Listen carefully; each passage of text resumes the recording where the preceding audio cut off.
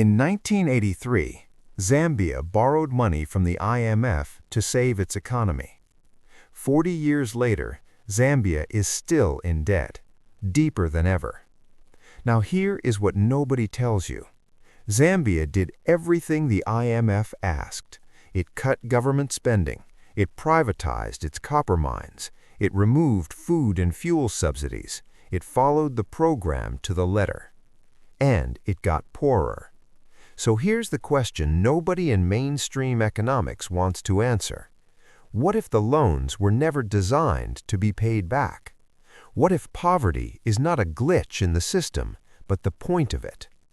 Today, we are going to follow the money, not the official story, not the press release version, the actual mechanics of how the International Monetary Fund works, who it serves, and why the countries that borrow from it almost always end up borrowing again. By the end of this video, you are going to understand something that most economics textbooks deliberately leave out. Stay with me. The year is 1944.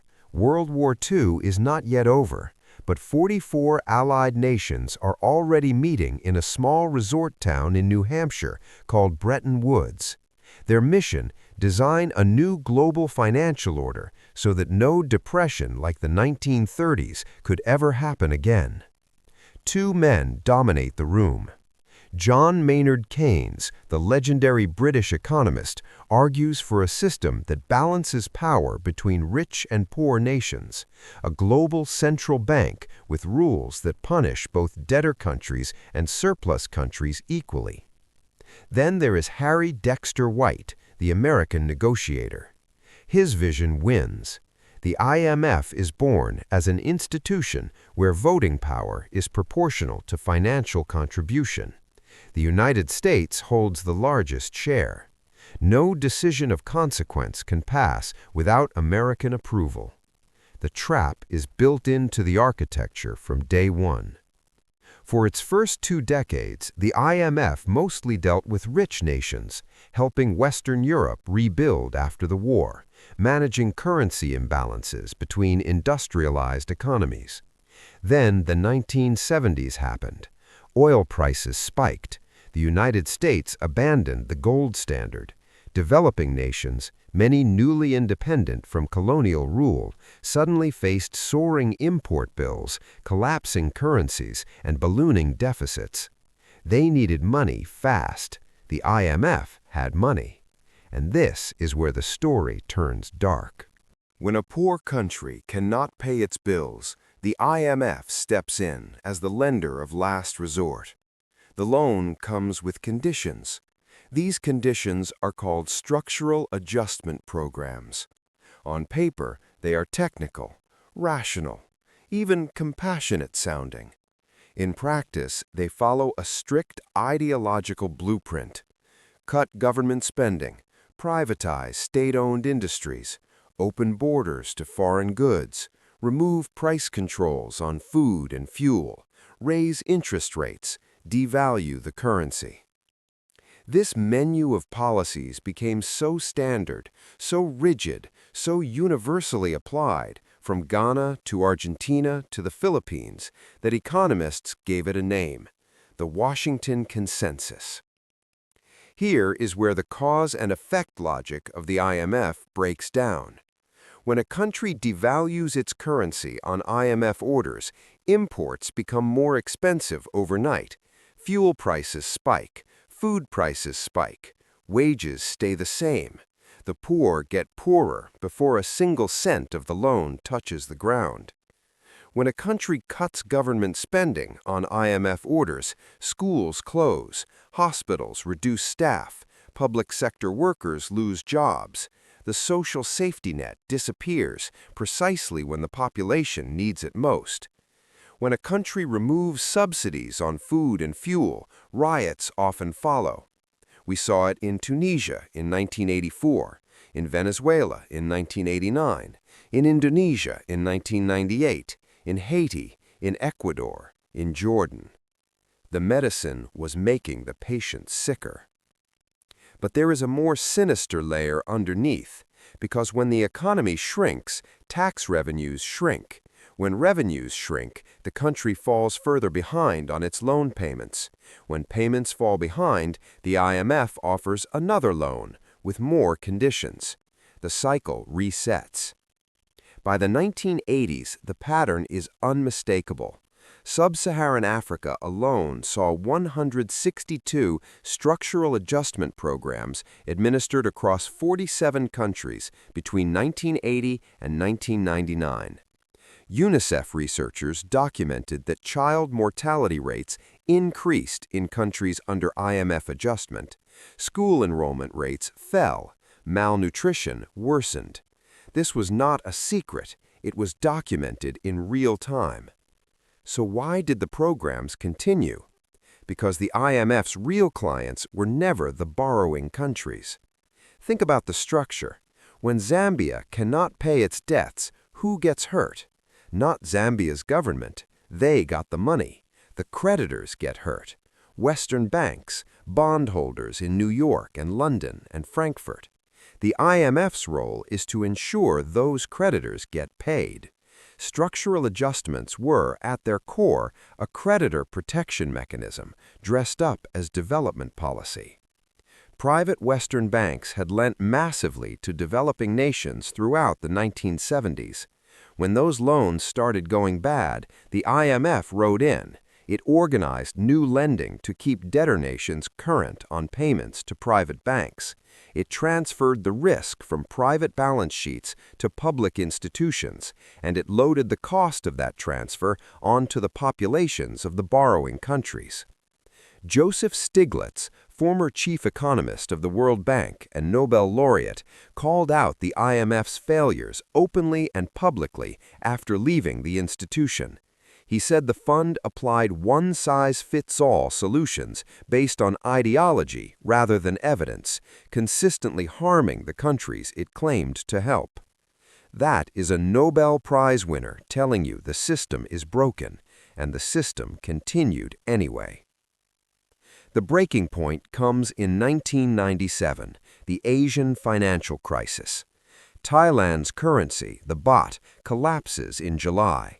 Within months, the crisis spreads to Indonesia, South Korea, Malaysia, and the Philippines. Trillions of dollars in value evaporate. Tens of millions are pushed into poverty. The IMF rushes in with bailout packages and demands the standard playbook: cut spending, raise interest rates, liberalize financial markets. The results are catastrophic. In Indonesia, the IMF's insistence on cutting food subsidies during a financial panic leads to civil unrest that eventually topples the government. The economy contracts by 13.7% in a single year. 22 million Indonesians fall below the poverty line. Malaysia, crucially, refuses the IMF's demands. Under Prime Minister Mahathir Mohamad, Malaysia imposes capital controls, exactly what the IMF forbids. Wall Street and Western economists call it reckless. They predict disaster. Malaysia recovers faster than every country that accepted IMF conditions. This is the moment the intellectual credibility of structural adjustment shatters.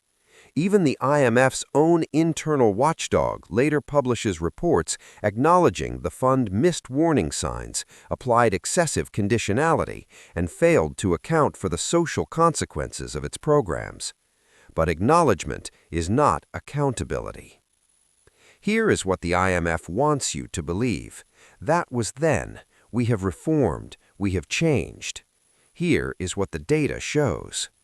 In 2022, Sri Lanka collapsed under a debt burden it could no longer service.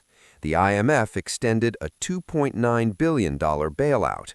The conditions: raise taxes, cut energy subsidies, increase fuel prices, reduce public sector wages. Inflation had already hit 70%. People were waiting in lines to buy cooking gas. In Pakistan, the IMF program required the government to eliminate energy subsidies in 2023. Electricity bills in some regions increased by over 100% in a single billing cycle. Inflation peaked above 38%. The IMF loan was released. The people paid the price. In Ghana, once celebrated as Africa's economic success story, a debt crisis led to an IMF program requiring pension fund restructuring, salary freezes for civil servants, and new taxes. The country's public sector unions called a general strike. The pattern is not historical, it is current, it is ongoing. And here is the most damning statistic of all.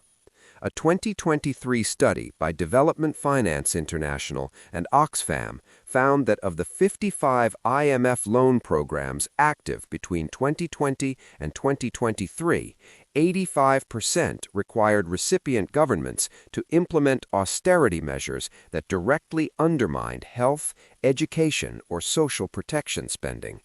85%. So let us be clear about what we have learned today. Takeaway 1. The IMF's conditionality is not neutral. The policies it demands reflect a specific ideological tradition that prioritizes creditor repayment over human welfare. The countries that follow these prescriptions most closely have, in dozens of documented cases, seen poverty increase, not decrease. Takeaway 2. The debt cycle is self-reinforcing by design. When IMF conditions cause economic contraction, they reduce a country's ability to repay, which leads to more borrowing, more conditions, more contraction. This is not an accident. It is the logical outcome of a lending architecture where the lender holds all the negotiating power and the borrower is already desperate. Takeaway 3. The alternatives exist, but they are suppressed. Malaysia in 1997, Bolivia's nationalization of resources in the 2000s, Ecuador's debt restructuring, countries that defied the Washington Consensus and built their own development paths frequently outperformed those that complied. The IMF's playbook is not the only one. It is simply the one enforced by those who control the money. The IMF was founded with a genuinely noble purpose: to prevent the kind of global financial chaos that breeds authoritarianism and war. That founding intention was real. But institutions once built serve the interests of those who fund them, and the interests of Wall Street, Washington, and Western creditors have never perfectly aligned with the interests of Zambia, Sri Lanka, or Ghana. The question worth asking is not whether the IMF is evil. It is a bureaucracy. It follows incentives. The real question is this: who designed those incentives, and who benefits when poor countries can never fully escape the debt? That answer is not a conspiracy theory. It is hiding in plain sight, in the shareholding structure, in the voting weights, in the conditionality letters that the IMF publishes on its own website. The information has always been public. We just haven't been taught how to read it. If this changed how you think about global finance, share this video with one person who believes the IMF is simply a charitable institution helping poor countries, not to argue, just to let them ask the question. And if you want to go deeper, the next episode covers how sovereign debt is used as a geopolitical weapon and why some countries are deliberately kept in the red. Subscribe so you don't miss it.